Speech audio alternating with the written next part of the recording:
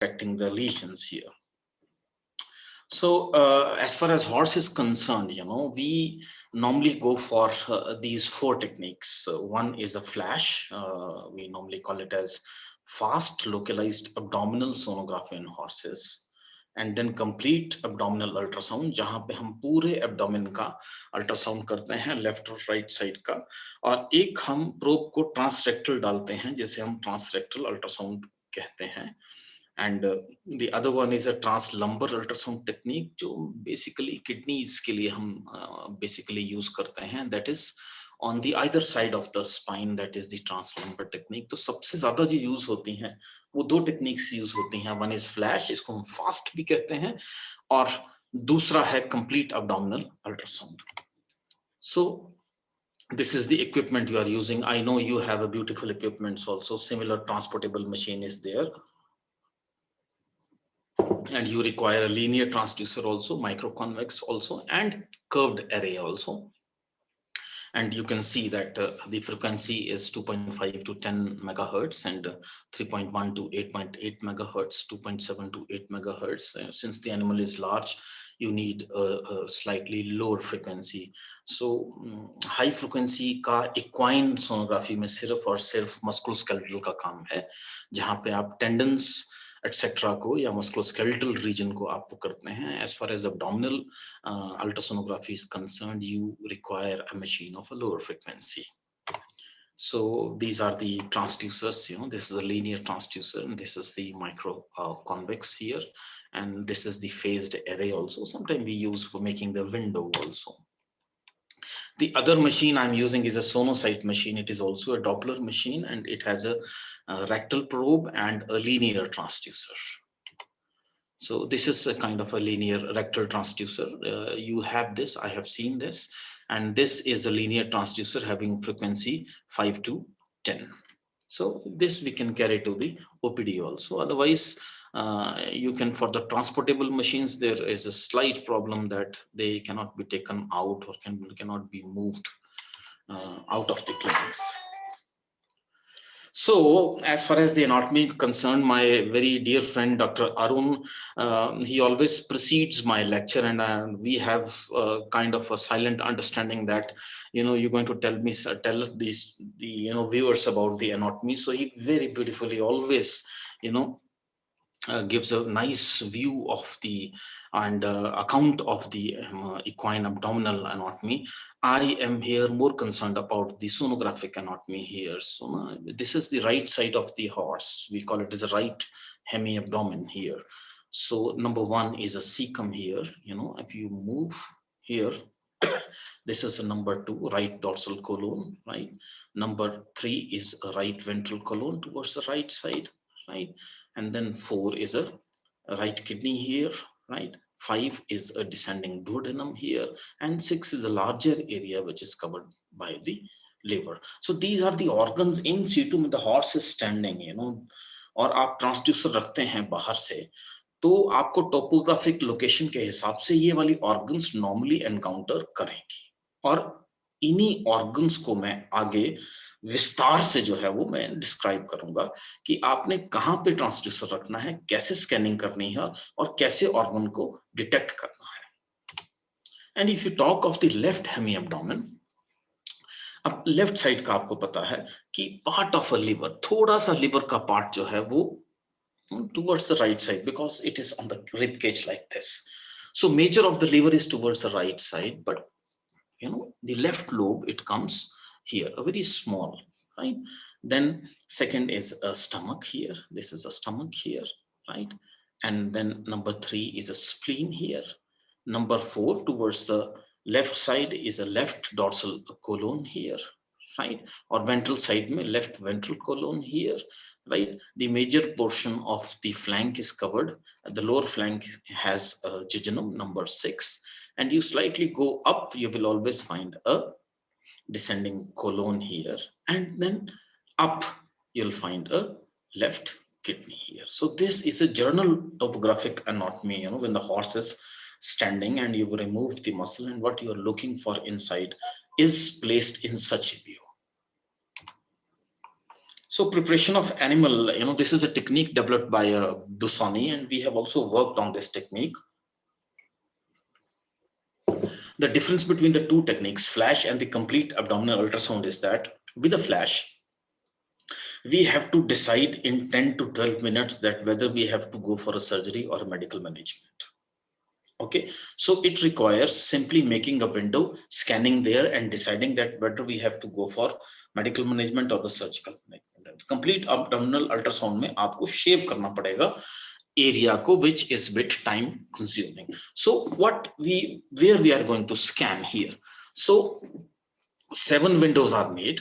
One is the ventral abdominal window here, right? इसको फिर मैं इसको फिर आगे फिर विस्तार से बताऊंगा. I'll describe a window by window so that the concept of the technique comes clear to you. W2 is window 2 is a gastric window. Window 3 is a rhinosplenic window. Window 4 is the left middle third of the abdomen here. And on the other side, right side, we have a duodenal window at number 5. Number 6, we have a middle third of the abdomen. And at number 7, we have the ventral thorax. Now, here how the window looks, right? These are the flash windows. So this is the ventral side here. This is the linea alba here. So this much of a window is created here. This is on the ventral side here, abdomen. It is not back like xiphoid. Okay, so this is window 1. This is window 2. This is window 3. And this is window 4. Now window by window. This is on the right side, 5, 6, and 7. Now, I will talk about the window, okay?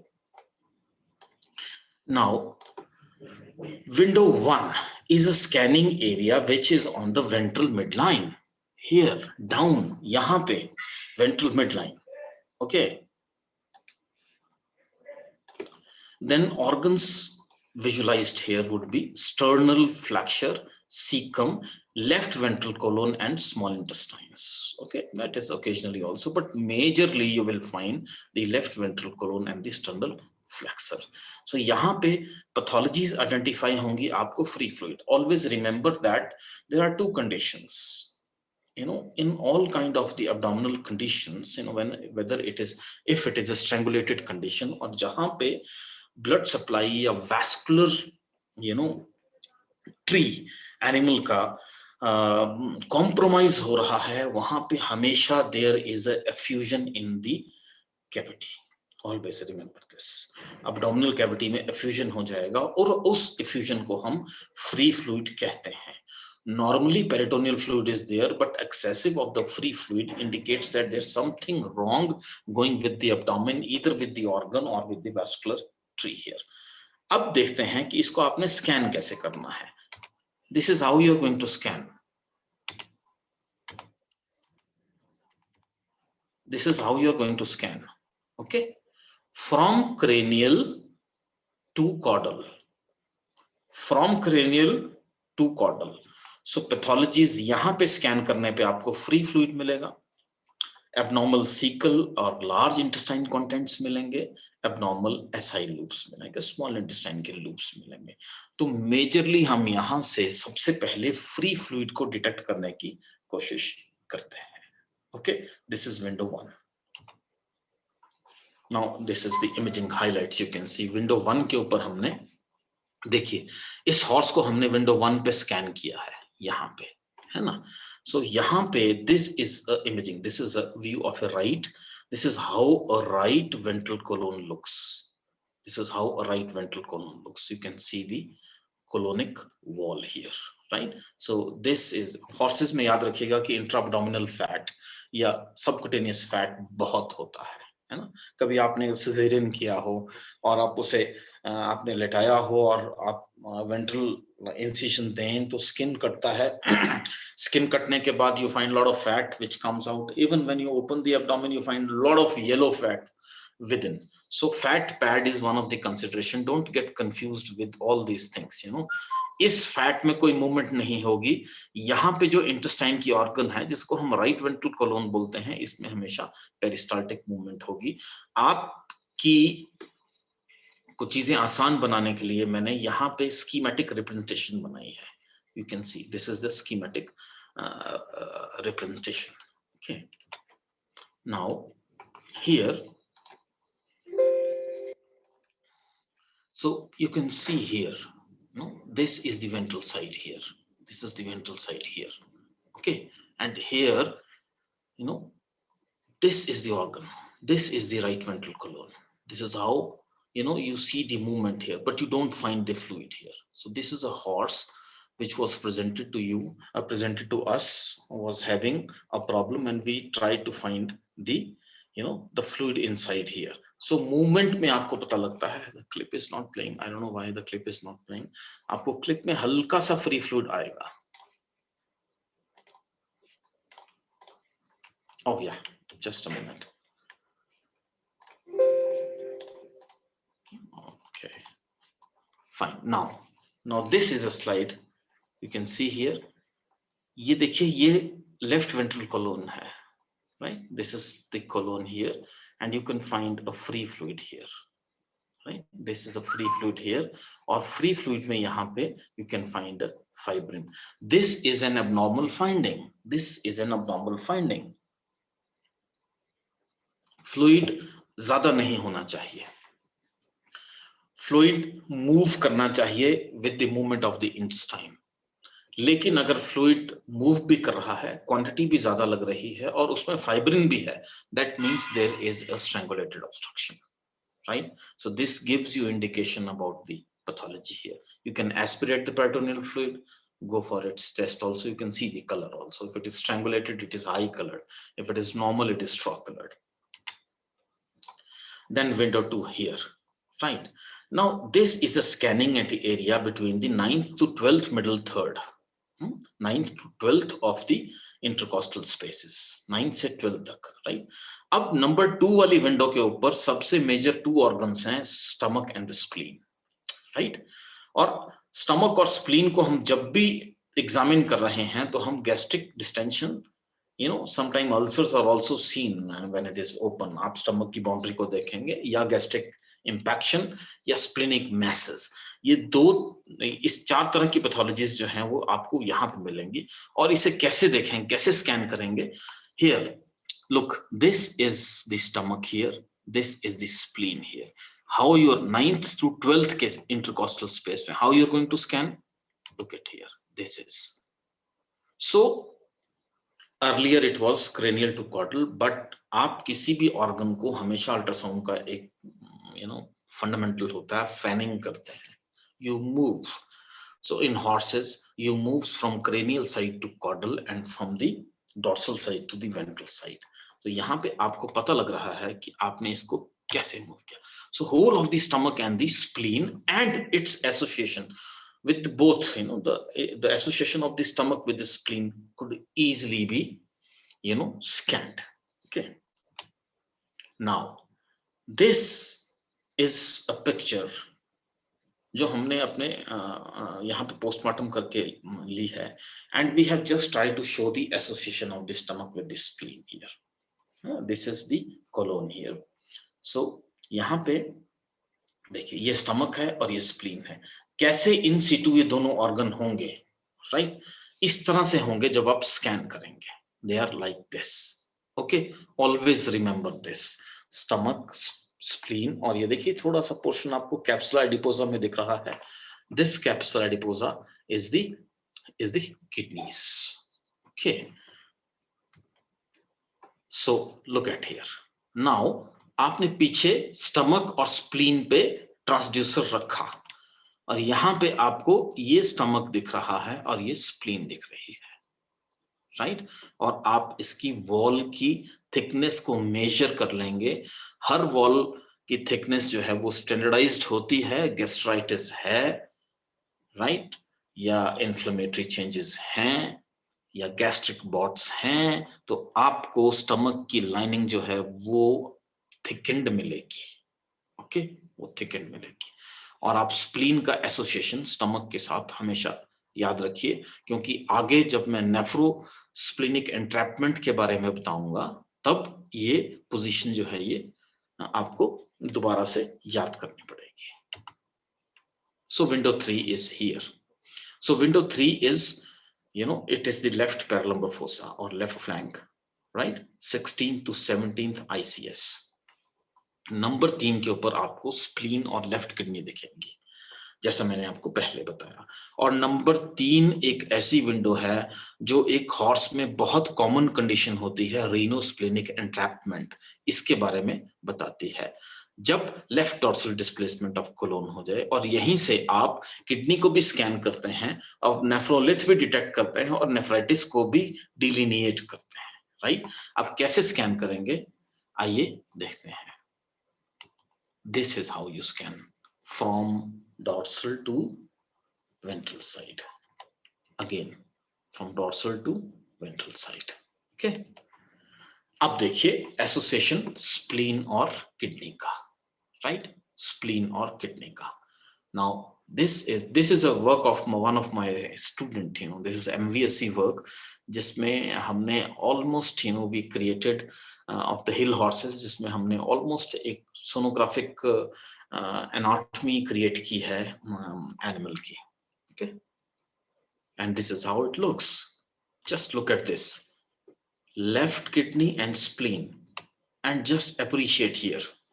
This is the left kidney here, and this is the spleen here. Okay, this is the spleen here. See, spleen and the left kidney. See the association. See the association. Then the window 4 here. This is a lower left flank, okay, or middle third of the abdomen. और यहाँ पे जब आप scan करेंगे तो आप यहाँ scan कर रहे हैं, यहाँ पे आपको स्मॉल कोलोन, पेल्विक फ्लैक्चर, एलवीसी और एलडीसी मिलेगा. ओके, देन यहाँ पे पैथोलॉजीज आप जो आइडेंटिफाई करेंगे वो है pelvic flexure, pelvic flexure impaction, colonic ileus, colonic torsion and intussusception.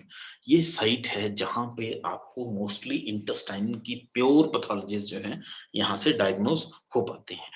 Look at this, how we are going to scan. See, we go upwards like this and then whole of the abdomen like this, so that you should not miss any region to be scanned. देखिए ultrasonography के लिए patience जो है वो होना बहुत जरूरी है. अगर आप पेशेंट नहीं हैं और आप अगर जल्दी करना चाह रहे हैं तो you can miss the लीशन. So with the passage of time, when you practice and when you start finding the interesting things, you engage yourself. So engagement of the transducer with your time is very, very important. Now look at this is the window we are going to open. ये window हम open कर रहे थे, यहां हम scan कर रहे थे. अब देखिए इसी की एसोसिएशन, ऊपर स्प्लीन, राइट, नीचे you'll find a small colon here, small colon. और जब आप लाइव हॉर्स में रखते हैं तो स्मॉल कोलोन की पेरिस्टाल्टिक मूवमेंट्स आती हैं.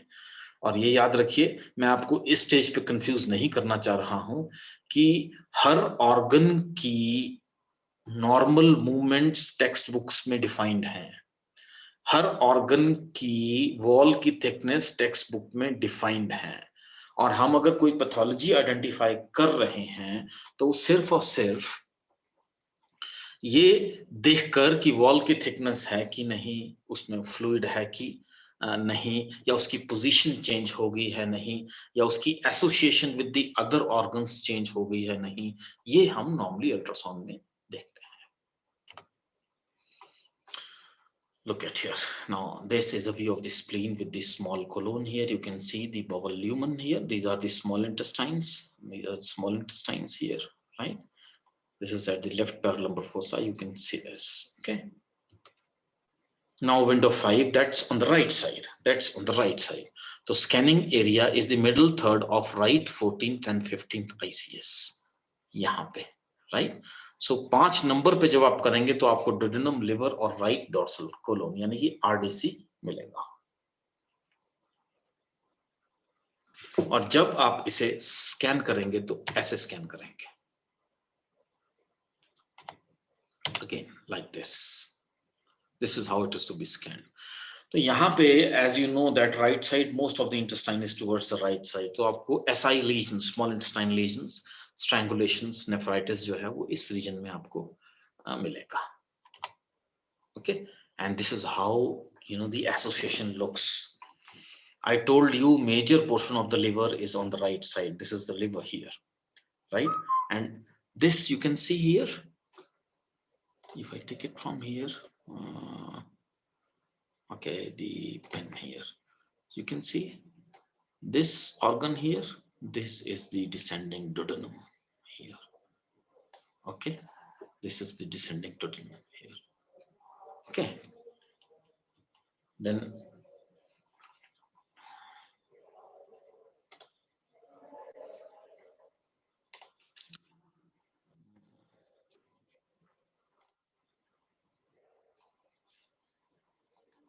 okay, fine. So here you can see the association. Oh my God, what happened? Just a minute.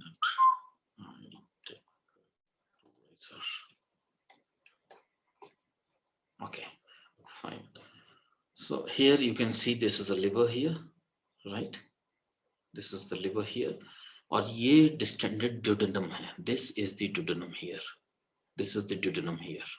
Okay, and below that is a right dorsal colon.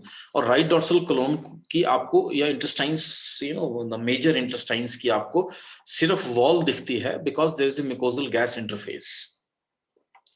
तो इतनी gas होती है इसके अंदर कि ये साउंड बीम्स को आगे ट्रेवल नहीं करने देती. इस कारण आपको सिर्फ और सिर्फ वॉल मिलती है और वॉल के नीचे म्यूकोजल गैस इंटरफेस मिलता है, उसके पीछे कुछ नहीं मिलता, right?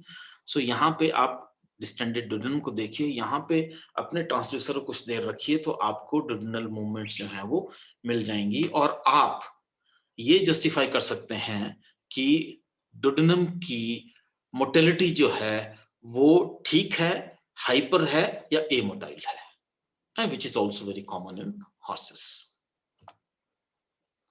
This is how it looks. Window 6 here, and window 6 is a right paralumbar fossa and right middle third of the abdomen. So यहाँ पे आपको 6 नंबर पे सीकम मिलेगा, राइट वेंट्रल कोलोन मिलेगा. देखिए नंबर 6 की विंडो याद रखिए. नंबर 6 की विंडो पे सीकम को सबसे बड़ी ऑर्गन माना गया है कि यहाँ पे सीकम सबसे बड़ा होगा और स्पेशली जब कॉलिक है या गैसेस बन रही हैं तो सीकम बहुत बड़ा हो जाता है, as many of us know. तो इस विंडो को हम डिकम्प्रेशन के लिए भी इस्तेमाल करते हैं, वो हम आगे कवर करेंगे, right? How it is to be scanned, look at here. This is how we scan the sixth window, the cecum and the right ventral colon. और यहाँ पे पैथोलॉजीज जो आइडेंटिफाई होती हैं वो cecal impaction, ileocecal impaction, intussusception or sand impaction. So in our part of the world, like I don't know about yours, but our part of world जहाँ पे horses या mules को सड़क पे छोड़ दिया जाता है, वहां पे they eat from the road और हल्का ग्रास या लो क्वालिटी ग्रास खाने से they ingest the sand also.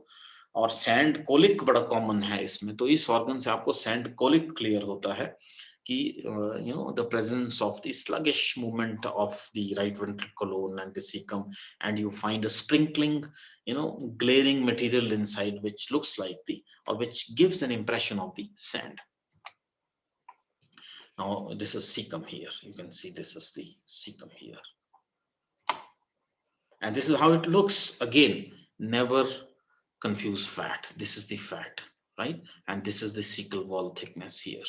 So this is the cecum. Cecum की आपको wall दिखेगी और wall के बाद आपको interface नहीं दिखता है. And this is how the cecum looks. Window 7 here, which is very, very cranial, and it is ventral thorax, caudal to the triceps muscles. यहाँ पे हम sternal flexure देखते हैं, liver देखते हैं, RVC देखेंगे और DC देखेंगे, right? So, and it gives you a flexural impactions, hepatitis, hepatic masses, sand impaction, free fluid. How it is to be scanned? Look at here. This is how we scan. Okay. And this is the area which is being scanned here. So RDC, RVC or upper liver. Now this is how it looks. right ventral column. No, this is the right ventral column here. This is again fat. Okay. Now, अब ये सारी window देख ली हमने और इन Windows पे हमें क्या देखना है? देखिए साइट नंबर 1, साइट नंबर 1 मतलब विंडो 1. विंडो 1 में आप एक्सेसिव फ्लूइड देख रहे हैं कि नहीं? आप देख रहे हैं. This is abnormal fluid which is normally anechoic in the, और इसमें अगर सेलुलर कंटेंट होगा तो आपको थोड़ा सा थिकिश फ्लूइड दिखेगा, इसकी इकोजेनेसिटी थोड़ी सी इंक्रीज हो जाएगी, right? So this is abnormal, this is abnormal, right? Then see, you don't find the intestine which is turgid, it is collapsed, right? It is collapsed and it has a fluid instead of the ingesta.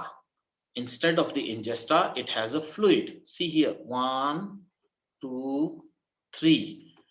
ठीक है? अब ये non turgid हैं जो normally turgid होने चाहिए, भरे होने चाहिए, right? Then you can see these are the collapsed. So there's something wrong with the intestines जो कि ये collapse नजर आ रहे हैं. कहीं ना कहीं obstruction है जिसके कारण फ्लूइड इकट्ठा हो रहा है, या सिर्फ इंजेस्टा नहीं आ रहा है, सिर्फ फ्लूइड पास हो रहा है, and they are non-turgid. So there is a thickening of the wall also. And if we move further, see here, these are the turgid small intestinal loops without wall thickening, right? Without wall thickening. This is a small intestinal obstruction. और जहां पे आपको इस तरह के intestine के loops जो हैं वो इस तरह से दिख रहे हैं जिसमें कि थिकनिंग है वॉल की, तो वो स्ट्रैंगुलेटेड ऑब्स्ट्रक्शन है. So the difference between the simple and the strangulated obstruction is that in case of the simple small intestinal obstruction, you will find a turgid fluid-filled intestines. Whereas if it is strangulated, you will find the thickening of the wall also, right? So अगर simple है तो फिर आप medical management से भी कर सकते हैं, और इस तरह की फाइंडिंग है तो आपको सर्जिकल मैनेजमेंट के लिए ऑप्ट करना पड़ेगा, क्योंकि मोस्ट लाइकली स्ट्रैंगुलेटेड होगी.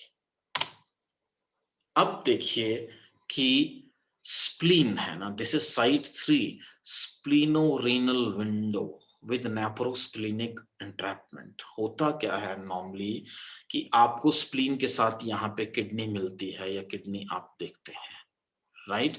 बट क्योंकि लार्ज कोलोन आके, आपने एनाटॉमी में पढ़ा होगा कि स्प्लीन और किडनी के बीच का जो स्पेस होता है उसमें जब लार्ज कोलोन डिस्प्लेस होता है वो आके it goes and fixes up there and it gets entrapped in that portion. We call it is called as a nephrosplenic entrapment.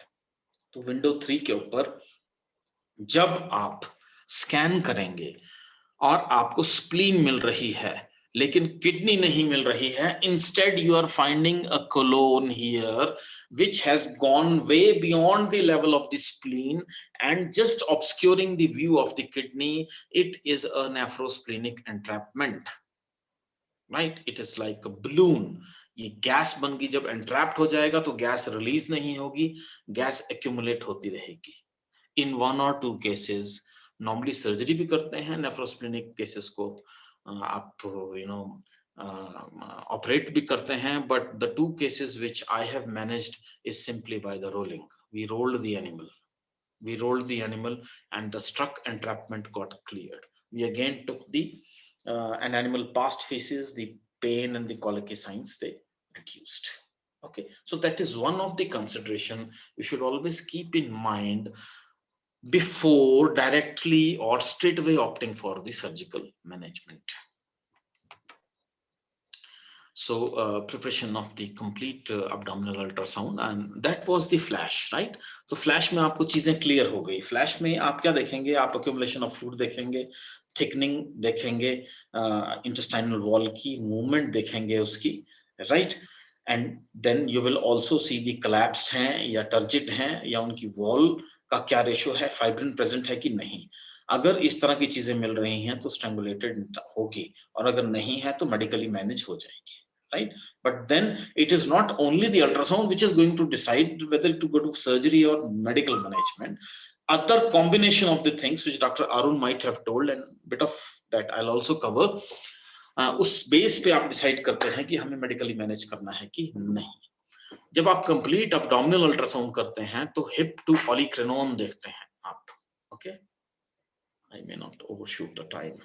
It is 4. Okay. Hip to olecranon, right here, parallel fossa, ventral abdomen, inguinal. यहाँ पे हम देखिए left hemi abdomen में आपको इस तरह से मिलेगा, ये मैंने आपको दिखाया था, right.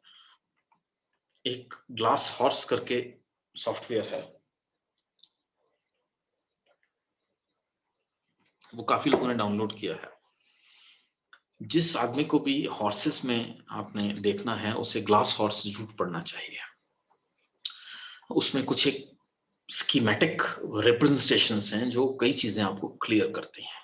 Okay, so you should also go for the glass horse. उसमें देखिए आप इस तरह की इस तरह की ये वो है ड्राइंग्स हैं which makes you things very very clear to you. Okay, so this is how आप लेफ्ट हेमी एब्डोमेन को स्कैन करते हैं, कॉर्डल से आगे क्रेनियल और डॉर्सल से वेंट्रल तक. This is how you scan, starting from caudal side, coming up to the cranial side, and साथ में dorsal से ventral. Okay, like you paint the wall. Likewise for the right hemiabdomen also. caudal से move करते हुए आगे की तरफ और ऊपर से नीचे की तरफ. This is how you scan. This is how you scan. अब कुछ ultrasonographic features of the cecum here. Right, so देखिए सीकम कुछ इस तरह से होता है, यहाँ पे सीकम. ओके, ये देखिए H और M से कंफ्यूज मत होना. H मैंने लिखा है हॉर्स, M जो है वो म्यूल. तो थोड़ा सा फर्क इनमें कई जगह आता है. तो 15 to 17 इंटरकॉस्टल स्पेस का मतलब है यहाँ पे कि आप सीकम को देख रहे हैं, और सीकम आपको इस तरह से दिखेगा. सीकम एट 16th ICS, और यहाँ पे इसकी हमने वो कर दिया. अब इसमें हॉर्सेस में एक दो चीजें और बड़ी इंपॉर्टेंट होती हैं कि एनिमल फास्टेड है कि नहीं, पहली बात. और it is always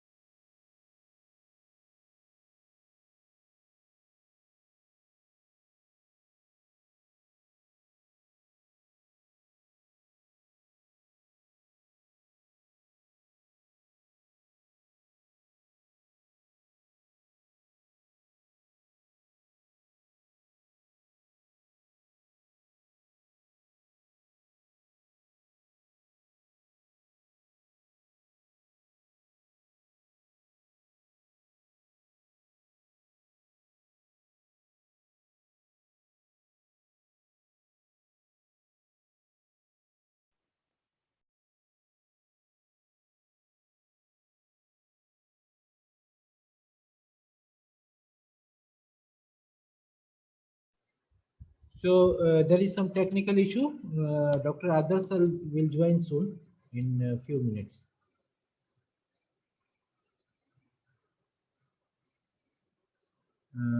I welcome our Dean PG sir, Veer Singh sir, for joining us. Thank you very much, Dr. Tiwari. Today's good lecture. I am also saying it is very nice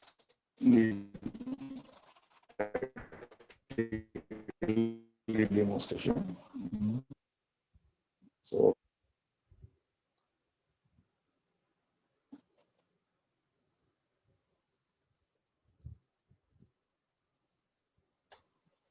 I'm sorry, there was an electricity shutdown. Can you hear me now? Yes, sir. Yes. Okay, okay, fine. Yes, sir. Yes, sir. All right, I've logged in from my mobile now. I mean, from the hotspot. So just see here. the frequency of the contraction of the, the cecum here is 2 to 6 contraction per minute in fed animals. So fed animals में और fasted animals में फर्क होता है. Fed animal में आपको intestines की details ढूंढना मुश्किल होती है.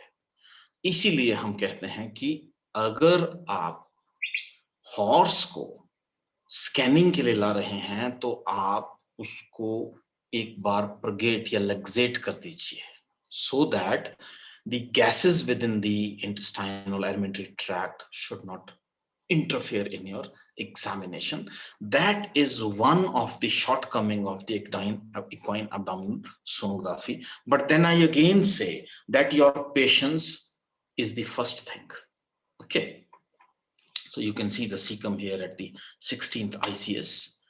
Up, I will correlate with the abnormal things. So this is imaged at the 15 intercostal space here. You can see, right? This is the right abdomen, and you can find a large oblong ingesta-filled cecum here with the arrows.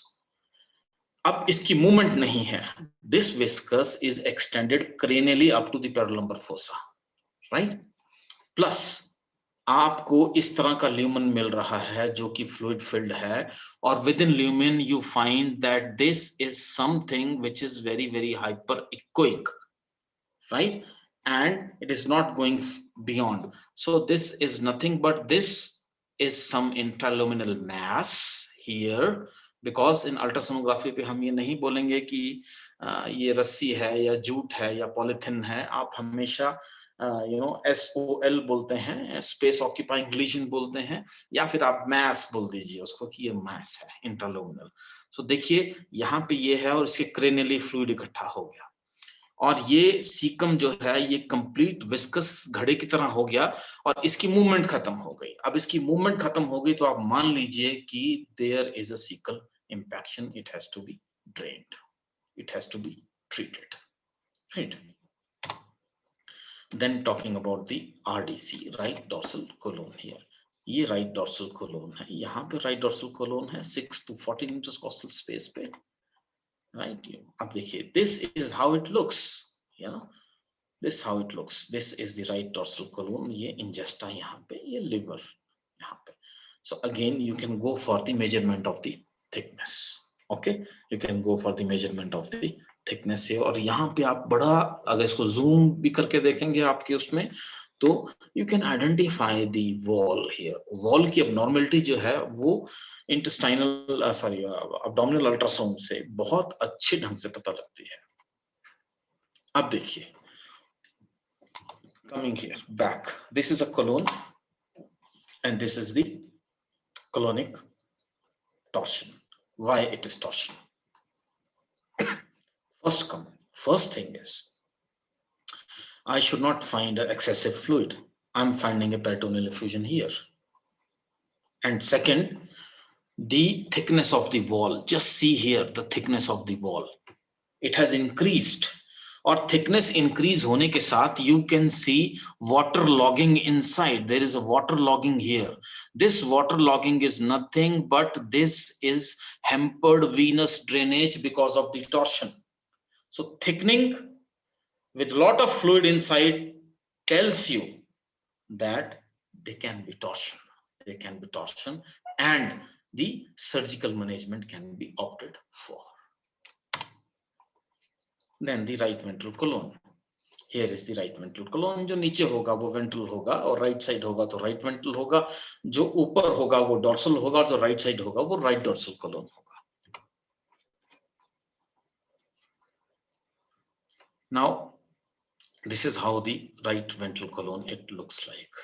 This is how it looks like, this is how it looks like. This is because you are towards the, देखिए peritoneal fluid में दो चीजें याद रखिए कि जब भी peritoneal fluid आपको मिलेगा, आप नॉर्मल और एबनॉर्मल में आप डिफरेंस करने की कोशिश कीजिए. एबनॉर्मल की क्वांटिटी ज्यादा होगी जो नॉर्मली आपको फ्लूइड मिलता नहीं है. अल्ट्रासाउंड एक ऐसी मॉडलिटी है जो 2 ml per kg body weight of the body weight के हिसाब से आपको फ्लूइड बता देती है अगर अंदर होगा. It is so sensitive. But then it is your clinical acumen that you are saying it whether it is normal or abnormal, right? ज्यादा क्वांटिटी होगी तो वो एबनॉर्मल होगा, कम टॉलरेबल होगी तो वो नॉर्मल होगा, उसमें फाइब्रिन आ गया है तो एबनॉर्मल होगा, क्लियर है तो एबनॉर्मल नहीं होगा, बट फिर भी आप पेरिटोनियल फ्लूइड निकाल लीजिए और उसका ल्यूकोसाइट काउंट कर लीजिए, राइट? और दूसरी पेरिटोनियल फ्लूइड के साथ एक टर्म है कि नॉर्मली फ्लूइड हैवी है तो एब्डोमेन में नीचे सेटल करेगा ना, राइट? लेकिन अगर फ्लूइड आपको ऊपर की तरफ मिल रहा है, फ्लूइड आपको एक लेवल से ऊपर की तरफ मिल रहा है, तो उस कंडीशन को हम वैक्यूम एब्डोमेन बोलते हैं. That means that there is a strangulated obstruction and the fluid has gone up because of the excessive vacuum, excessive intra-abdominal pressure in the abdominal cavity. So we call it as a vacuum abdomen. Then the ultrasonographic features of the duodenum. Here, this is the duodenum, right?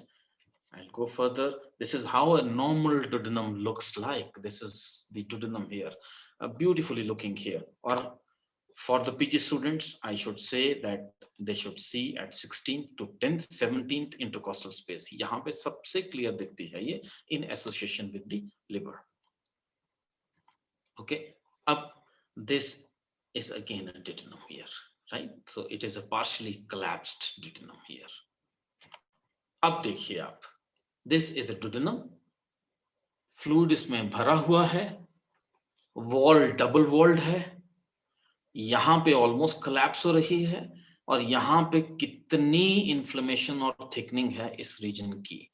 ये वो horse है जो आपको दवा देने के बाद ठीक हो जाएगा, फिर 4 दिन बाद आ जाएगा कि मुझे फिर प्रॉब्लम होगी, कोलिक फिर हो गया, फिर 4 दिन बाद आ जाएगा, आप दवा देंगे फिर आ जाएगा वो. सो उसमें डुडेनम जरूर देखिए. This is a recurrent colic case में डुडेनम को जरूर देखिए. और ये देखिए, this is a duodenal distension and hypomotility. यहाँ पे आपको इसकी पेरिस्टाल्सिस मिलेगी नहीं. It is a हाइपोमेटाइल. हाइपोमेटाइल को हम लार्ज एनिमल्स में एक बहुत कॉमन टर्म यूज करते हैं जिसको हम इलियस बोलते हैं. Ileus is very very common in the horses as well as cattle also. Okay.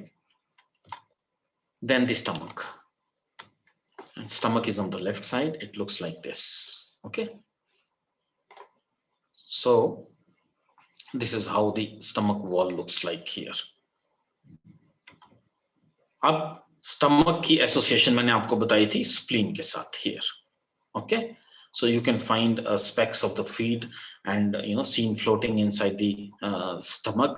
और यहाँ पे अगर स्टमक बहुत ज्यादा फ्लूइड इकट्ठा हो गया और नेसोगैस्ट्रिक रिफ्लेक्स ज्यादा है, तब आपको यहाँ पे बहुत ज्यादा फ्लूइड का बिल्टअप मिलेगा 12th इंटरकोस्टल स्पेस पे, 12 to 15th इंटरकोस्टल स्पेस पे. Now this is the distended stomach, as I told you. Majorly it is containing fluid. So that means reflux हो रहा है. There is internal vomission जो बाहर नहीं आ रही है. हॉर्स जो है वो वॉमिट नहीं करेगा, तो वो अंदर ही इकट्ठा होता जाएगा. We call it as internal vomission here. So spleen, जैसे जैसे स्टमक बढ़ेगा स्प्लीन डिस्प्लेस होती चली जाएगी. तो स्प्लीन जो है वो डिस्प्लेस होगी. और स्टमक की डिस्टेंशन जो है वो सिर्फ एक और एक कंडीशन में सबसे ज्यादा होती है. That is the anterior enteritis and it is very common entity in case of the equine. Now you can see here enteritis with the this left ventral colon here. You can see the duodenum. It is so enlarged. I mean rounded off. अब ये आपने 13 intercostal space के ऊपर देखा और यहाँ पे stomach की हल्की वॉल दिख रही है, लेकिन कुछ श्रेड, क्योंकि डायनामिक स्टडी आप करेंगे तो आपको ये श्रेड्स दिखेंगे. तो it is most likely case of the gastric rupture, जहां पे आपको स्टमक की वॉल ओपन दिख रही है and the contents they are moving out, right. Then the spleen here. This is the spleen here. But I'll again come back to the. This is how the spleen looks here. Okay, and this is the greater curvature of the stomach. This is the splenic mass here. I'll go further. अब देखिए, normal, ये देखने वाली चीज है यहाँ पे. Normal जब आप विंडो देखेंगे, स्प्लिनिक रीनोस्प्लिनिक विंडो को देखेंगे, तो आपको स्प्लीन और किडनी का एसोसिएशन कुछ इस तरह से मिलेगा. This is the kidney, and this is the spleen.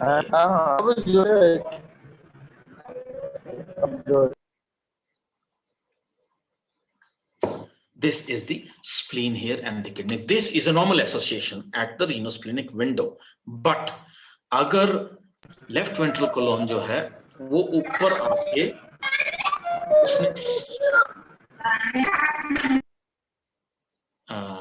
who is this? Shashikant Ajay. Okay. So this has, you know, displaced the kidney. Kidney दिख नहीं रही है और kidney की जगह जो splenic renosplenic space है वहां पे left colon जो है आके entrap हो गया है. We call it as a nephrosplenic entrapment. Then the dorsal colon here. This is the left side. You'll find a dorsal colon here. Dorsal colon looks like this. You can find spleen, the stomach, and the left dorsal colon along with the jejunum also. This is the left ventral colon. जो ventral है वो ventral है, right? This is how it looks. This is the left ventral colon here. Circulations are there and the sluggish motility is there. अब यहाँ पे चीज note करने वाली है कि most of the impacted cases में आपको LVC इम्पैक्टेड मिलता है, क्योंकि यहाँ पे you can see the thickness of the wall has increased. This is inflamed wall, right? अगर हम सेकेंड ईयर या थर्ड ईयर की pathology, I request Shashikant Ajay to please mute yourself. Okay, fine. Can you hear me now? Yes, sir. Okay, fair. Then this is the inflamed wall. और हम third year की अगर हम inflammation की pathology class में चले जाएं तो वहां पे ये बोलते हैं कि जो सबसे बड़ा प्रोडक्ट है इन्फ्लेमेशन का वो फ्लूइड है. तो जहां पे फ्लूइड आ गया वहां पे इन्फ्लेमेशन नोटिसेबल है, correct? Then the jejunum here. Normally jejunum will be here. You can see the jejunum here, and jejuna के छोटे आपको bowel rings मिलेंगे. These are the loops of the jejunum here. You can see. और अगर आप folds में specifically देखेंगे तो आपको इस तरह का एक टारगेट अपीयरेंस या बुल्स आई अपीयरेंस और यहाँ पे सैंडविच अपीयरेंस मिलेगा, जो कि आपको ये बताएगा कि ये jejunal intussusception. Okay, and this is the jejunal intestine interception. Again, you can see this is a target or bullseye appearance, and there's a lot of fluid here in the free fluid in the abdomen.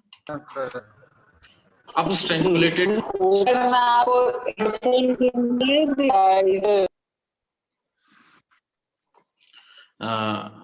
अब देखिए, आप ये आपको देखिए, एक तो ये जजनल wall है, स्मॉल इंटेस्टाइन्स की वो लूप्स हैं, इनके बीच में यहाँ पे फाइब्रिन इकट्ठी हो गई है, ये डिस्टेंडेड हैं, right? There is a thickening, it is oedematous also, and there is no peristaltic movement which says that it is a strangulated obstruction. It is a strangulated obstruction, and this particular portion is strangulated. So कई बार हमने scan करते देखा है कि आपको turgid यानी कि dilated loops और उसी के साथ collapsed लूप्स दोनों मिल जाते हैं, जो हमें ये दिखा देते हैं कि there is something which is wrong in the abdomen and it has to be treated accordingly. Now again, these are the dilated loops of the intestines. Cattle में बोलते हैं कि 3.5 सेंटीमीटर से ज्यादा नहीं होने चाहिए. अगर इससे ज्यादा हो गए हैं तो वो लूप जो है, you can suspect the obstruction. If it works, then it is very good.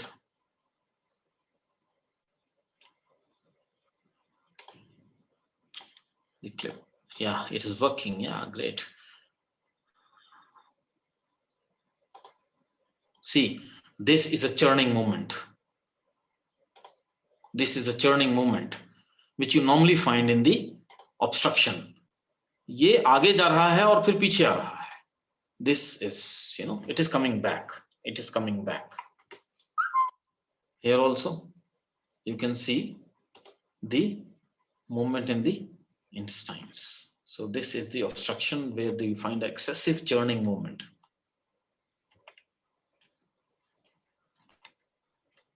So here is the descending colon here. I won't say you. Descending colon का तो आपको डॉक्टर अरुण ने बताया होगा कि pelvic flexure is very common site of the obstruction here, right? These are the loops of the DC. I won't go much. अब देखिए ये आपको this is the the descending colon here. This is the wall here, and this portion which is showing the highest acoustic impedance is gas filled. और यहाँ पे acoustic shadowing है. इस तरह का आपको जब स्ट्रक्चर मिलते हैं तब आप ऑब्स्ट्रक्शन को सस्पेक्ट कर सकते हैं. ओके, आपको यूनिफॉर्मिटी एक ल्यूमन में नहीं मिल रही है. There should be uniformity. So when we did the surgery, this is a kind of obstruction here, and this was taken out. The jute bag or the plastobezoids or the phytobezoids are there. This is a case of, you can see the peritoneal fluid, how much of the fluid is here, right? Ventral side के ऊपर. और आप देखिए thickening of the abdomen, thickening of the intestine, jejunal wall. और जब इसका हम postmortem, animal collapse जब पोस्टमार्टम करते हैं तो हमें रेक्टल टीयर मिलता है. There is rectal tear. So I'll give on the imaging, I'll give a closing remark that ultrasound can be used in conjunction with other diagnostic findings, and it is very, very rewarding. And I told you that it needs the engagement. Now, Dr. Tiwari also requested about the medical management. Very shortly, I'll cover the medical management here. The surgical, I think Dr. Arun has already covered, right, Dr. Tiwari? Yes, sir. Surgical has been covered by Arun. All right, fine. So, equine colic medical management here. We have a table here. I think with the passage of time, we will also develop this facility. So, I think pain is the biggest worry to horse as well as to the vet, right? और pain क्यों है? Distension है bowel का, abnormal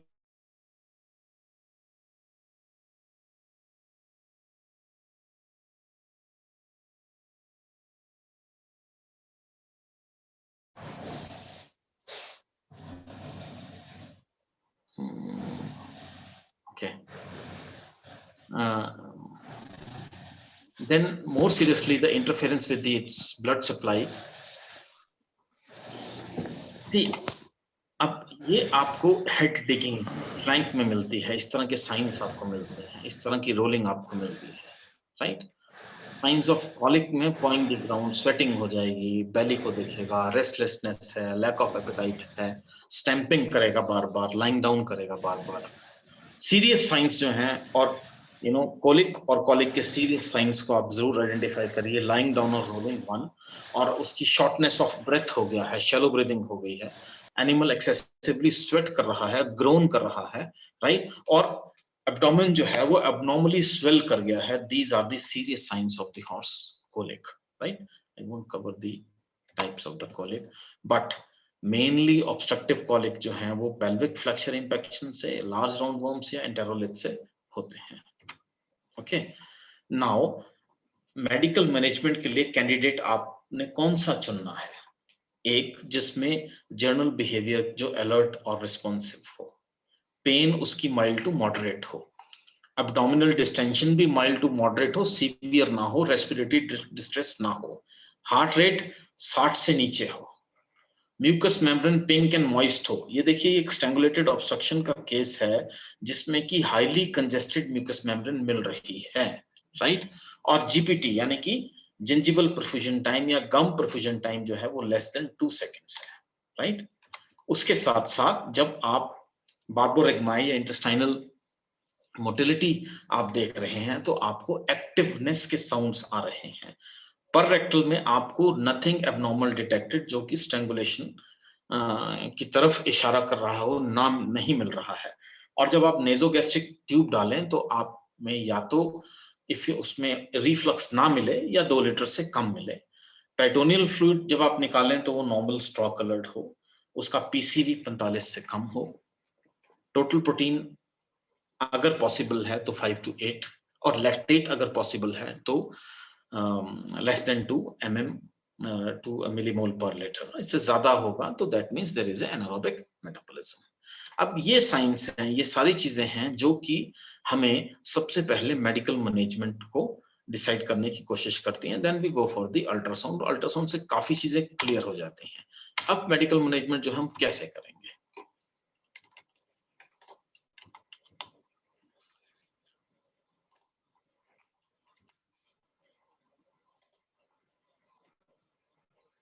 can you hear me? Yes, sir. You are Yes. right. Yes. Okay. Dr. हाँ Adarsh? sir. हाँ, yes sir. My, It's okay. Yeah, it's okay. My slide is not moving. Okay. I just want to escape here.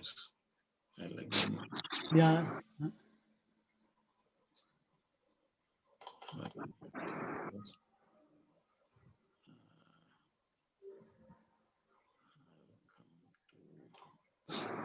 This one.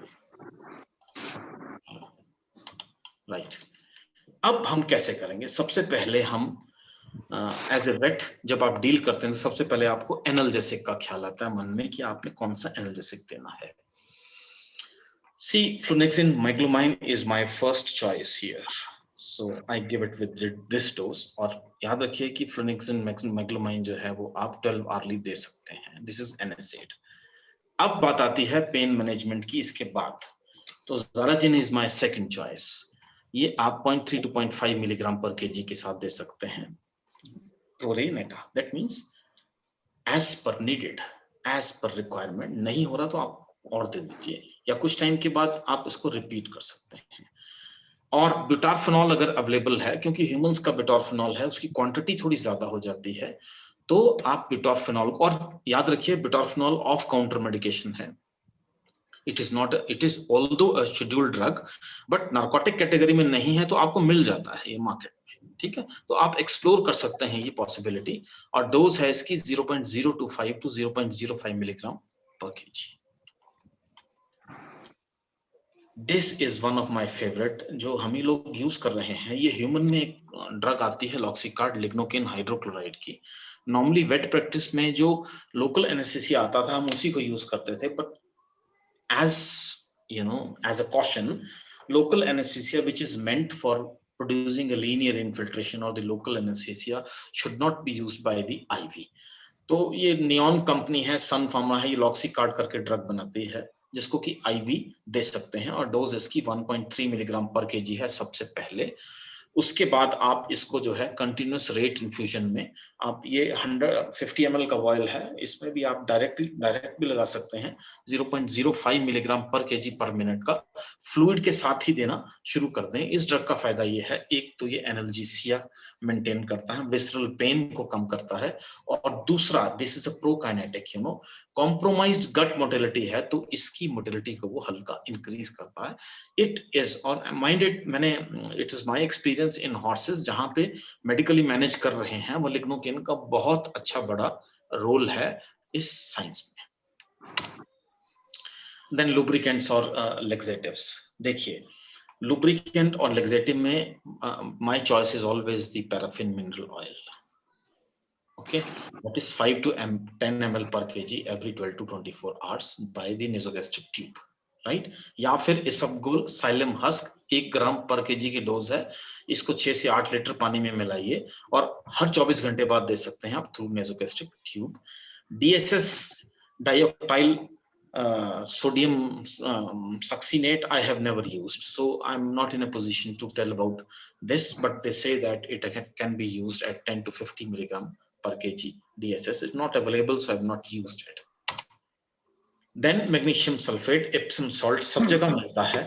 0.5 to 1 gram per kg आप mix करके देंगे lukewarm water में, right? So largely जब posterior intestinal obstructions होती हैं, colonic obstruction है या infection है, तो ये बहुत अच्छा इसका रोल होता है। आप टर्पेंटाइन ऑयल और मस्टर्ड ऑयल मत दीजिए, नॉट रिकमेंडेड। आप दे सकते हैं, not recommended. I have seen extreme irritability with this. Linseed oil को भी आप अवॉइड कीजिए बिकॉज ये इरिटेबल होता है। अब लुब्रिकेंट लेक्सेटिव या इतना देने का सिर्फ एक और एक अंडरलाइन पॉइंट है, वो मैंने आपको बताया था कि नेजोगैस्ट्रिक रिफ्लेक्स या तो निल होना चाहिए या 2 लीटर से कम होना चाहिए। अगर इससे ज्यादा है तो please and please never ever give such huge quantity by the nasogastric tube because that indicates कि proximal obstruction है कहीं पे और animal is already compromised और आप उसको animal को load करके you will create a third space। Fluid therapy, देखिए फ्लूइड थेरेपी की आप जितनी मर्जी बुक्स पढ़ लीजिए, जितना मर्जी आप पेपर पढ़ लीजिए, एक प्रिंसिपल जो मैं करता हूं वो ये है कि हॉर्स जो है वो 4 से 8% की डिहाइड्रेशन के साथ आपके पास आता है, राइट। आप 5% मान के चलिए। फ्लूइड आपको रेंजर्स सोल्यूशन देना है जिसमें कि सोडियम, पोटेशियम और क्लोराइड हो। रेंजर सोल्यूशन मिलता नहीं तो आप NSS यूज कर सकते हैं और RL यूज कर सकते हैं, राइट। सो 5% डिहाइड्रेशन को आप 10 से गुणा कीजिए और 300 किलो अगर वेट है तो 300 से गुणा करके आप 15 लीटर फ्लूइड का डेफिसिट तो एकदम दे दीजिए। उसके बाद आपको मेंटेनेंस का फ्लूइड देना है तो 50 ml पर केजी की रिक्वायरमेंट है हॉर्स की, तो 50 into 300 अनदर 15 लीटर्स, तो उसको टोटल 30 लीटर्स की रिक्वायरमेंट है। बट वो रिक्वायरमेंट 24 घंटे की है, आप एकदम से लोड मत कीजिए उसे। आप उसके डेफिसिट को 15 लीटर के डेफिसिट को पहले ठीक कीजिए, उसके बाद आप जो है उसे 15 लीटर जो है over a period of time comprising of 24 hours दीजिए। I have seen people giving at once and that problem that leads to another set of the complication। अब इक्वाइन गैस्ट्रिक अल्सर्स कॉमन होते हैं horses में जो बाहर छोड़े होते हैं या हर कुछ खा रहे हैं, तो मैं एक कोशिश करता हूं कि ओमिप्राजोल या पेंटोप्राजोल जो है वो 0.5 मिलीग्राम पर केजी IV भी दे दी जाए या फिर ओरल रूट से भी आप इसको दे सकते हैं at the rate of 0.5 milligram पर केजी।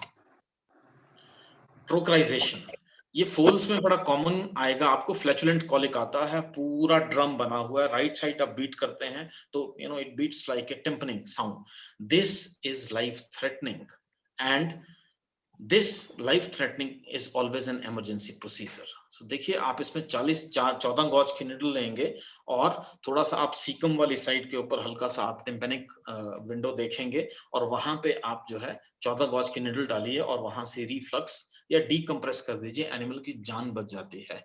दूसरा प्रोसीजर ये है जिसमें मैं अपने स्टूडेंट को ये बोलता हूँ कि लुब्रिकेट करके पररेक्टल करो, सीकम को पुश करो towards the right side and then one person decompresses it और ये अंदर से हल्का हल्का मैनिपुलेट करके उसकी गैस और फ्लूइड जो है वो बाहर निकाल देता है।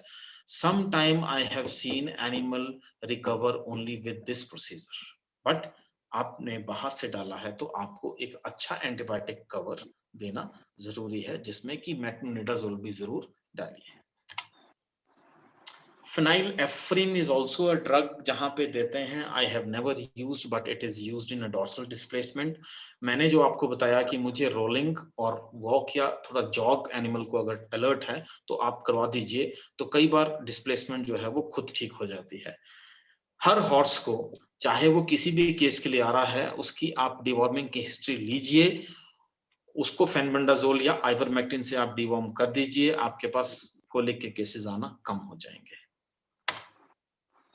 थोड़ा सा स्टूडेंट्स के लिए before I wind up, biggest thing is how to pass a nasogastric tube. देखिए ये हॉर्स का नॉस्ट्रल है, आप हमेशा वेंट्रल फ्लोर से पास करेंगे, ये उसका डाइवर्टिकुलम फॉल्स, यहां से अगर डालेंगे तो कभी भी वो आगे नहीं जाएगी, it will and up in a diverticulum.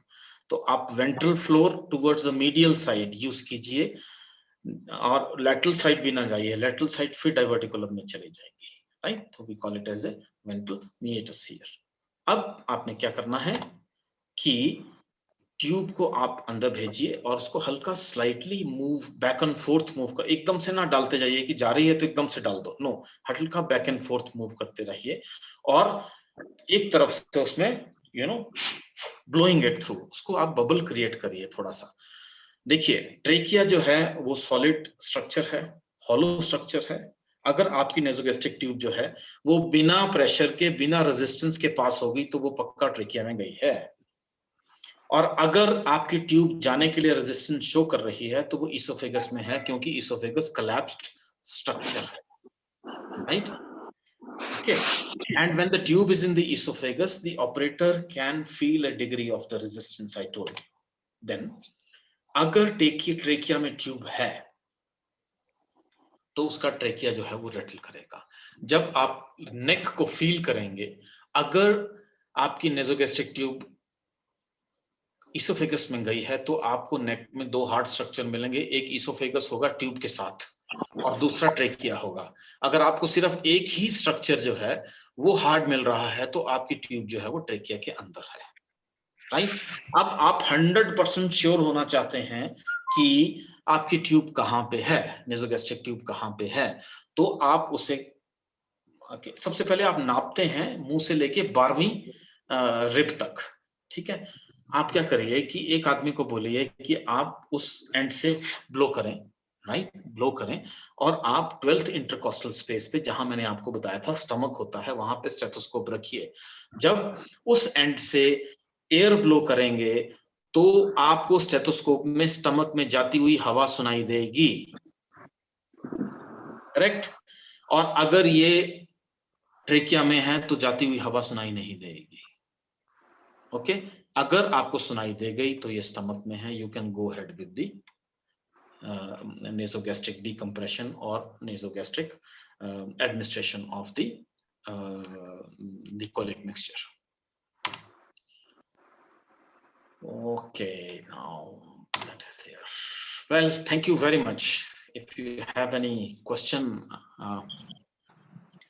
where is the? Okay, fine, here. I hope, what's the time? I have not taken much of a time.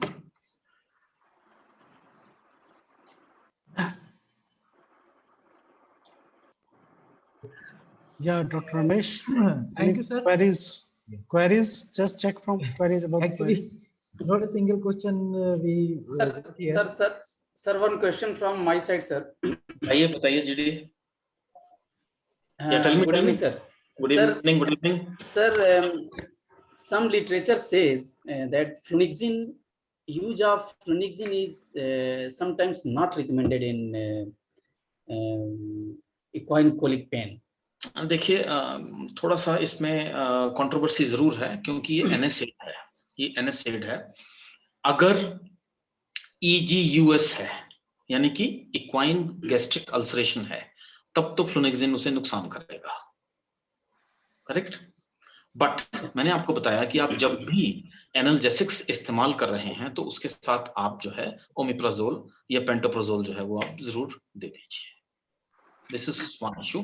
But then choosing the anti-inflammatory, अब मैंने फेनाइलब्यूटाजोन क्यों नहीं चुना? क्योंकि ब्यूट्स की अपनी problem है। Normally फेनाइलब्यूटाजोन को ब्यूट्स कहते हैं, ब्यूट्स की अपनी प्रॉब्लम है, यंगर एनिमल्स में आप नहीं दे सकते, ठीक है?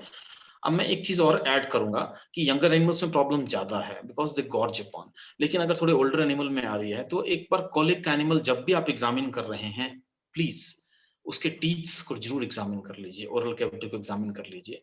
अगर उसका वेयर एंड टियर ज्यादा है तो उसमें ऑब्स्ट्रक्टिव कोलिक होगा because of the undigested food.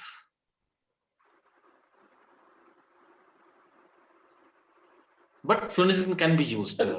Sir ये भी क्या गया कि फ्लुनेक्सिन जब हम यूज करते हैं देन इट क्लिनिकली ये जो सिम्टम्स हैं हमारे यहाँ जो डायग्नोसिस के clinic colic equine colic pen के, उसको ये मास्क कर देता है, तो हमको जो है थोड़ा डिफिकल्टी होती है डायग्नोसिस में कि ये रियल में कोलिक है, कोलिक की पेन है या क्या है। तो इसके डोज को लेके है कि हम डोज नॉर्मली मैंने इसमें कम ही बताई है डोज आपको, बट कॉलिक को के साइंस अगर पेन देखिए अबॉलिश हो गई है तो it is very good. Horse में पेन दो स्थितियों में सर्कमस्टांसेस में अबॉलिश होगी। एक, जब आपने उसको मेडिकली पेन मैनेजमेंट कर ली है, और दूसरा उसमें रप्चर हो गया है। जिसमें रप्चर हो गया है तो कैसे हमें दोनों में डिफरेंस लगेगा? जिसमें रप्चर हो गया उसमें हॉर्स जो है वो वुडन हॉर्स हो जाएगा. Animal will resist even the respiration. उसको पेन होगी रेस्पिरेशन से तो वुडन हॉर्स हो जाएगा, वो एक जगह खड़ा रहेगा और एक्सट्रीमली डिप्रेस्ड होगा तो उसमें रप्चर हो गया है, राइट. और अदरवाइज कॉलिक की असेसमेंट जो है वो सबसे इंपॉर्टेंट है कि उसकी दिलों की धड़कन देख लीजिए. अगर 60 है, 60 से कम है तो ठीक है, अगर वो 100 टच कर रही है तो then it is going to be a problematic case, strangulated है. But I think 90% of the cases, doctor Arun ने भी बताया होगा, 90% of the cases medically manage हो जाते हैं. हमारी सिर्फ गलती ये रहती है कि हम एनिमल को फ्लूइड नहीं देते हैं. I always tell my students, don't do per rectal before rehydrating the animal. You will always end up with a rectal tear. एक बार rectal tear हो गया तो फिर एक और set of complications खड़ा हो गया हमारे पास. हाँ सर, फ्लूइड थेरेपी सही बात है. फ्लूइड थेरेपी अगर हम कह दें किसी को 15 लीटर यानी 30 बॉटल तो 30 बॉटल लगेगा कि मतलब क्या कर दिए. ये तो बिल्कुल सही बात है. अब देखिए एक बिग प्रॉब्लम, लार्ज प्रॉब्लम ये एक्चुअली रूमिनेंट्स और हॉर्सेस की प्रॉब्लम है. रूमिनेंट्स में भी इतना ही बनता है. लेकिन रूमिनेंट्स में फायदा ये है कि रूमिनेंट्स में कम से कम कोई अराउंड 120 लीटर कैपेसिटी ह्यूमन की है, कम से कम 16 लीटर उसके रेटिकुलम की है और 12 लीटर ओमेजम की है और 26 लीटर एबोमेजम की है. तो एक थर्ड स्पेस है. तो उसमें ओरल फ्लूइड्स अगर आप देते हैं स्टमक ट्यूब पास करके तो वो मैनेज हो जाता है. हॉर्स में हमारे पास चॉइस ओरल फ्लूइड की लेस है क्योंकि स्टमक का साइज छोटा है. कुछ वर्कर्स ने enteral colonic therapy, enteral fluid therapy यानी कोलोन में में ऑस्टोमी करके भी एनिमल्स को बचाया है. But then again it is at the experimental level. Sir, we have a few questions in chat box. Thank you, sir. Chat box. Where is the chat box? More chat box. Participants. Bottom, just behind. Just a minute, I'll see the chat box more. Where is the chat box? आप ही पढ़ दीजिए doctor Tiwari.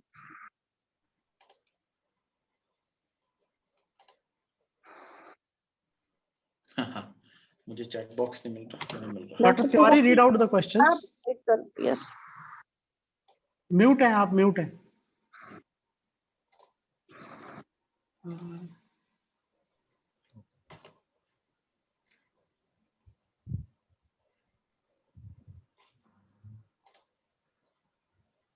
First question is any specific direction in rolling if treating for rhinosplenic entrapment? देखिए rhinosplenic entrapment is towards the left side. Correct. वो left side है और left side पे आप animal को लेटा के you will turn it towards the right side. Okay, got my point? That is the rolling.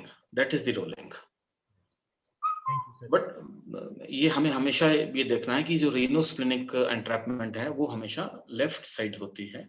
Left side से आपको क्लियर करने के लिए उसको राइट साइड पे आपने पलटा देना है ताकि whole of the weight goes towards the right side. So next question is how we calculate the dimension to insert nasogastric tube diameter and length. आप उसके लिप के कमिश्चर से 12th रिब तक जो है नाप लीजिए, है ना. तो दैट विल शो यू कि आप नोज के एंड से 12th रिब यानी कि स्टमक तक जा रहे हैं. So next one question is sometime it has been observed in horses having a colic, they unable to pass the urine and most of the time we confuse that this could be due to retention of the urine. So yeah, that is very common. That is also one of the very common so that is the difference between the true colic and the false colic basically. सो इसमें भी जो है आप female में ज्यादा problem आती है इसकी। तो फीमेल का मैं आपको एक छोटा सा टोटका बताता हूँ कि अगर यूरिन फीमेल नहीं कर रही है तो हल्का सा आप चुटकी मैग्नीशियम सल्फेट की लीजिए और उसकी यूरेथ्रा में, यूरिनरी मीटस में हल्का सा लगाइए, उसकी इरिटेशन के बाद वो यूरिन कर देता है। सेकंड थिंग इज आप ख्याल रखिए, क्योंकि ओनर आपको हिस्ट्री भी देता है कि यूरिन पास नहीं किया है, उसमें भी आपको पर रेक्टल करना जरूरी हो जाता है, right. And we have seen कि आप जब ट्रांस लंबर अल्ट्रासाउंड करते हैं तो आपको किडनी में नेफ्रोकैल्सिनोसिस मिल जाती है। जिसमें नेफ्रोकैल्सिनोसिस है उसमें लाइकली चांसेस होते हैं ब्लैडर या यूरेथ्रा में स्टोन बनने के। अब अगर मेल एनिमल में प्रॉब्लम आ रही है यूरिन ना करने की, तो बिफोर गिविंग लैसिक्स और anything you first examine the bladder, you first examine the bladder. अगर वो बहुत ज्यादा डिस्टेंडेड है तो आपको उसे डीकंप्रेस करना पड़ेगा per rectally, then only you can give the Lasix. So next question with the same person is whether this rectal enema is useful in colic cases. Rectal Enema. Enema, okay fine. See, जब आप पर rectal exam करते हैं तो अगर आपको कोई ऐसी फॉरेन बॉडी जैसे जूट बैग, रस्सी या प्लास्टिक, इस तरह की कंडीशन अगर आपको मिल रही है, तब आपकी स्टैंडर्ड ट्रीटमेंट रहेगी, पहले आप हाइड्रेशन करें एनिमल की, फिर आप उसको जो है कॉलिक मिक्सचर दें और उसके बाद आप जो है एनीमा करते हैं उसका, राइट। देखिए जो DSS है वो है डिटर्जेंट, बेसिकली वो मिलता नहीं है, डिटर्जेंट है। तो वो उसका फायदा ये होता है कि अगर कोई ऐसा मटेरियल है जो कि ड्राई हो चुका हुआ है, तो ये जो हमने ऑयल दिया हुआ, अगर DSS दिया है तो it takes that water into the dried obstructed mass, तो उसको थोड़ा सा नरम कर देता है। आप एनीमा तभी करें जब आपको ये लगे कि पर रेक्टल डिस्टल या कॉर्डल इंटेस्टाइन में एक्सट्रीम ड्राइनेस है, फीकल बॉल्स हैं और फॉरेन बॉडीज हैं, then you can do the rectal enema. But enema आप तभी करें जब एनिमल को आपने रिहाइड्रेट कर दिया है। So one question asked by Dr. Gondwar here is in spite of giving 12 to 15 liters of fluid, IV fluid in colic cases of horse, if still animal is not passing urine, then do we need to use any diuretics for urination? मैं वही बोल रहा हूँ कि diuretic आप use करने से पहले जो है, देखिए फ्लूइड एनिमल की रिहाइड्रेशन कैसे होगी हमें कैसे पता लगेगा? ऐसे पता लगेगा, एक उसका जनरल डिमेनर इंक्रीज हो जाता है, करेक्ट। और अगर यूरिन पास नहीं कर रहा है तब भी आप कैथेटराइज कर। होता क्या है कि एनिमल जब थ्रैशिंग कर रहा है या फ्रेल है, वीक है, तो उसमें एटोनी हो जाती है, तो कई बार आपको असिस्टेड यूरिनेशन करवानी पड़ती है। फीमेल्स में तो आप कैथेटराइज करते हैं, लेकिन मेल्स में आपको पर रेक्टल एग्जामिन करना पड़ेगा ब्लैडर को, और ब्लैडर को डीकंप्रेस करना पड़ेगा, राइट। और नेचर ऑफ यूरिन बोवाइंस का और इक्वाइंस का डिफरेंस होता है, यू नो दैट, है ना, you know that it is slightly viscous, it is slightly viscous. तो हमने ये देखा है कि मेल में जब आप पर रेक्टल एग्जाम करते हैं और आप ब्लैडर को थोड़ा सा वर्कअप करते हैं अंदर ही, you try to massage it, then animal urinates, then animal urinates. और लैसिक्स आप तभी दीजिए जब आपको लग रहा है कि एनिमल जो है जर्नल डिमेनर एनिमल का ठीक है। और उसके बाद अब 15 लीटर फ्लूइड अगर मैं एनिमल को दूंगा, 15 लीटर फ्लूइड मैं इसलिए दे रहा हूं जहां पे ट्रू कॉलिक है, 15 लीटर फ्लूइड मैं फॉल्स कॉलिक में नहीं दूंगा, right. I will not give it in a false colic.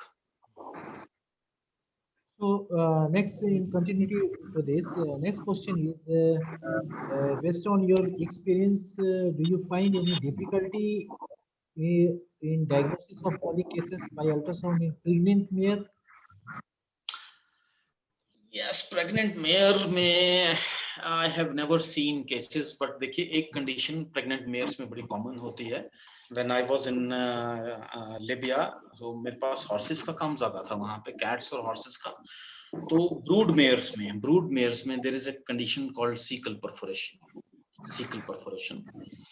और सीकल परफोरेशन होती थी, हम पेरिटोनियल फ्लूइड निकालते थे तो पेरिटोनियल फ्लूइड हाई कलर्ड मिलता था, which gives an indication that there is something wrong. But brood mares में ये भी एस्टेब्लिश फैक्ट है, या प्रेग्नेंट मेयर्स में ये भी एस्टेब्लिश फैक्ट है कि अगर आप एज सच कंडीशन को रहने दें तो ये सीकल परफोरेशंस जो हैं ये खुद सेल्फ हीलिंग हैं, ये खुद हील हो जाते हैं. बट आपकी असेसमेंट जो है वो बड़ी इंपॉर्टेंट है. आप फिर अल्ट्रासाउंड पे देखेंगे, उन्हीं विंडोज पे देखेंगे कि फ्लूइड अंदर इकट्ठा है कि नहीं, फाइब्रिन अंदर है या नहीं, इंटेस्टाइन की वॉल जो है वो थिकन हो गई है या नहीं. तो पर रेक्टल आप मत इससे कंफ्यूज करिए कि अंदर अगर यूट्रस जो है वो ग्रेविड है तो आपको डायग्नोसिस में प्रॉब्लम होगी, नहीं होगी, because mainly you are doing a percutaneous ultrasound. And luckily I tell you that there one case जहां पे हमने इसे ओपन किया था, वो प्रेग्नेंट थी, और we opened only and only basis of high colored urine and animal was thrashing like anything. We had to open it up, and we found a small lipoma around the jejunum जिसने कि उसको on the axis जो है वो torsion उसकी हो गई थी. That time the ultrasound was not there, so we opened it just to do the exploratory laparotomy. पर अल्ट्रासाउंड होता तो हमें आइडिया लग जाता कि अंदर स्ट्रैंगुलेशन है या सिंपल ऑब्स्ट्रक्शन है. So there is no further question for discussion, and thank you very much, sir, for explaining this complicated part of this diagnosis of colic cases and making it very simple and understanding us in a simple language and in a simple way. Definitely, it will give us a lot of help in our day-to-day practice in dealing with colic cases. And today we have our director researchers. So I request our director research, Ravinder Kumar sir, to give his blessings.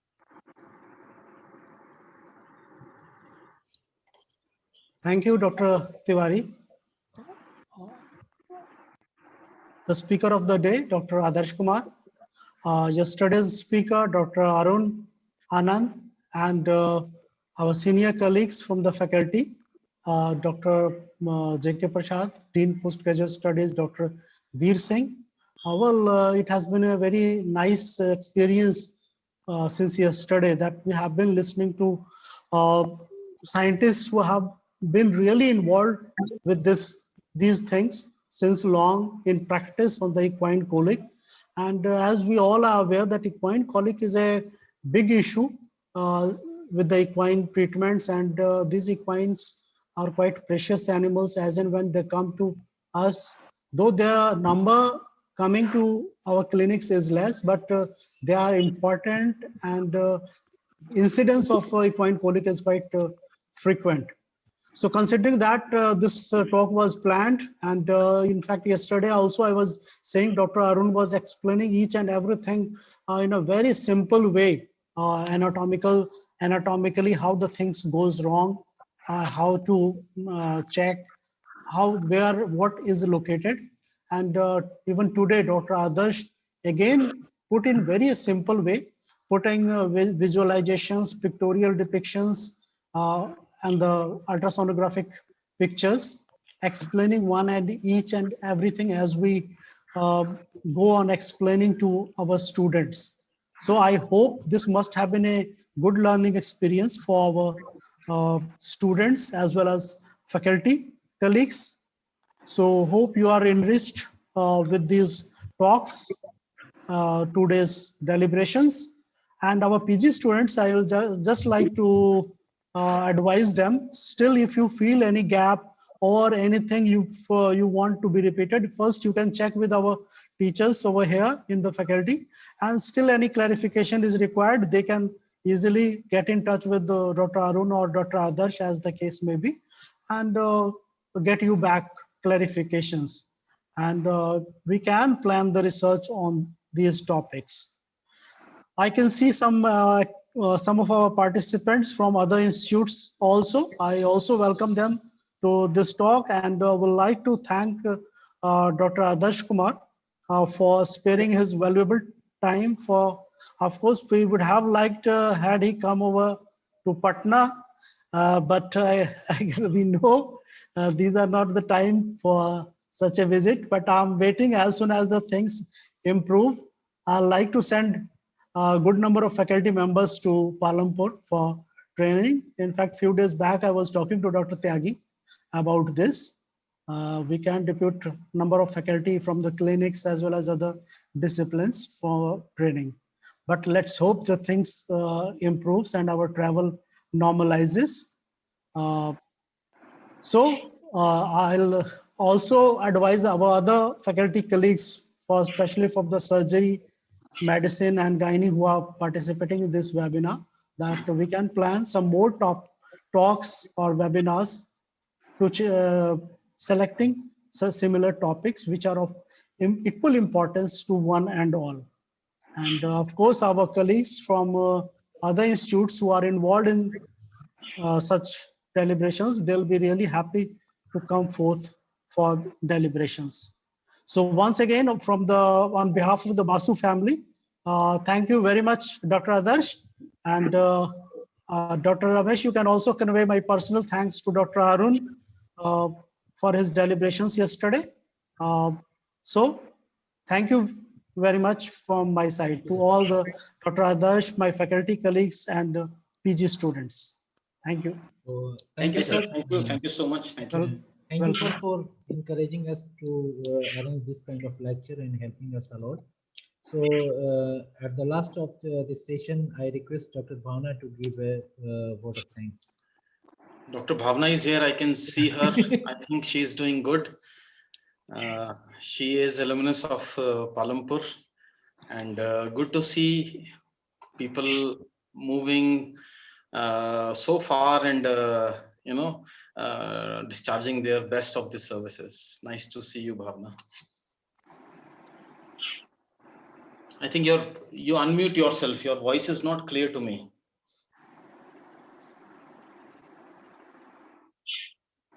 नहीं आ रही है voice तुम्हारी। Dr. Adarsh, we always miss the